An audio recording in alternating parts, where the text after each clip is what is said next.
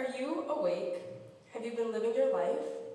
If you're stuck in the past, stuck in the future, or stuck in other people's thoughts, you're never going to experience what's happening now. So wake up. You need to open your eyes and realize that caring about what other people think about you is one of the worst ways to waste your time. But caring about what other people think about you is one of the easiest things to do. So how do you stop it? Now, I'm sure every person in this audience has heard the phrase, stop caring about what other people think about you so much, or don't care what they think. You've probably heard this once in your life, but more often when you were a kid or a teenager. But what do you get from people constantly saying this? Honestly, nothing. So how do you do it? How do you stop caring? Well, for starters, you need to begin with the right mindset. Everyone around you is thinking the same thing you are. What do they think of me? No joke, everyone is thinking that. So if everyone around you is wondering how you perceive them, then they won't even think about you. Think about it. Everyone around you is so cautious with the things they do, because if one person takes one step out of the gray area of normalness, then there's some bizarre creature that man has not yet discovered. And another thing, the people around you are probably too tired to think about what's going on around them. They see so many people pass them during their day that they could care less. Bitter truth. But let's say that people just keep giving you dirty looks or saying backhanded things to you. How do you ignore that? With practice. Just keep thinking that the things they say to you are to push you down so they can bring themselves up. They know that you have a better quality than them, so they try as hard as they can to make that strength seem like a flaw. They are trying to make you insecure. So just keep running it in your head repeatedly.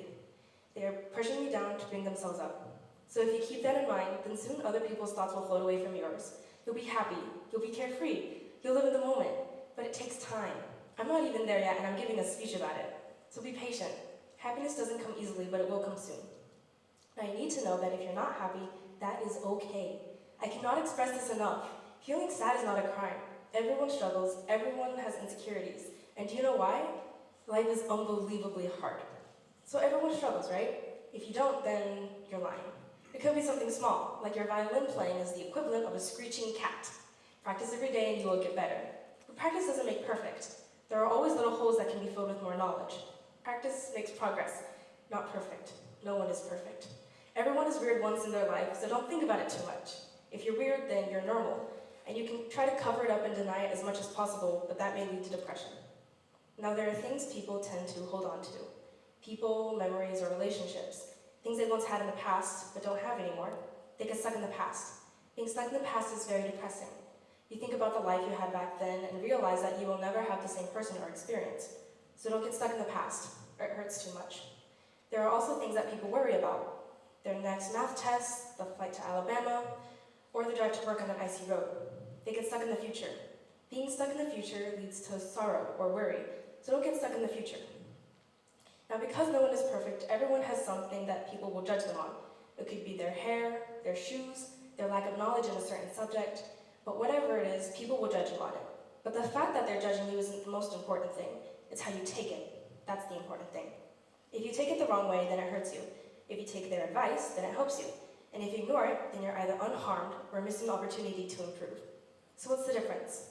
Well, let's say I have a really important paper due tomorrow night that's worth 60% of my grade. I'd go to one of my friends and ask them to check it for me. They're checking for grammar mistakes, if it makes sense, and if it follows all of the requirements. But let's say I go to them and they tell me that my paper sucks and I should never write anything ever again. Well, that's just plain rude. They're not judging me in the way they should be. They're judging me, not my work. Now, why am I saying this? Why do I care so much? Well, when I was in elementary school, my parents enrolled me into a Spanish-speaking class every year from kindergarten to 4th grade. I remember how fun it was to be engaged with everyone in their culture, but one important thing I remember was that I and another girl were the only Asians. She was 2 years ahead of me, and we were both Chinese. We had Chinese classes together on Sundays, but she pretended to not even know me when we were at school. I felt lonely. No one could relate to me when I talked about Chinese New Year. Everyone would make fun of me when they asked me how to say hi, and when I did anything remotely impressive, they would make stereotypical jokes about how I was a genius and prodigy. The second people found out I was Chinese, they would ask if I'd eaten a dog, squint their eyes, or ask a really complicated math question thinking I could solve it. I hated being Chinese, so I was ashamed of it. I started to avoid my grandparents. I was so embarrassed when they came to pick me up. I just wanted to be American, but I was the Chinese girl. I was the Chinese girl and I was the only one getting picked on. so it's my Chinese blood, right? I should just be American, right? Being Chinese is wrong, right? Well, that was my mind for 5 years. Another time was when my mom got me into a little group orchestra. It was me and about 5 other kids. We all played violin, but I was the only one who couldn't play as well as the other students. I wanted to be good at violin like they were, but I just couldn't. 2 of them were siblings, 2 of them were sisters, and I was the outsider. The other kids' moms were really good friends, so they would always be hanging out without me. They would talk about their pieces, the experience they had the night before, or a memory that they shared in the past without me. I just wanted to be cool and fit in with them, but I couldn't. I wasn't at their level yet. So I let myself sit and soak in misery. I didn't fit in with the Hispanics, I didn't fit in with the Americans, and I didn't fit in with the Chinese. I guess it's just mixed kid problems. I don't know when I started to not care about what other people thought about me so much, but it happened around 5th grade when I transferred to a private Christian school. I felt connected to my class because not everyone around me was speaking Spanish and they weren't amazed when they found out I was half Chinese. I guess I just woke up one morning and was so confused why I cared so much about other people who don't even care about me. But I guess that's just what life is, a big game of chance. You never know the next step in life. You can't see other people's thoughts, so don't make them up in your head. So be carefree and live in the moment. Smile and laugh and just be happy. Don't dwell on the past or the future. Just think about the present. One of my favorite quotes that I live off every day was made by Eleanor Roosevelt. She said, "Yesterday is history, tomorrow's a mystery, but today is a gift, and that's why we call it the present." So enjoy today and enjoy tomorrow. Enjoy yesterday.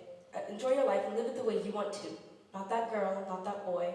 Live your way. And if you do all of these things, I guarantee a happy life.